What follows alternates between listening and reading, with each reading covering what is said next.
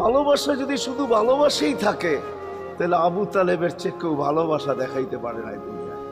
হয় এই জন্যই তো আল্লাহ রসুল, যার ইশারা পাইলে ভাগ্য খোলে, ইশারা পাইলে, অথচ যার ঘুম 6 বছর 6 মাস বয়সের বাচ্চা যে মাকে হারায় ফেলছে, বাবাকে হারায় ফেলছে, না একটা ভাই ছিল, না একটা বোন ছিল, না আপনজন ছিল, দুজাহানের বাদশাহ যিনি, যাকে তৈরি না করলে আল্লাহ কিছুই করতেন।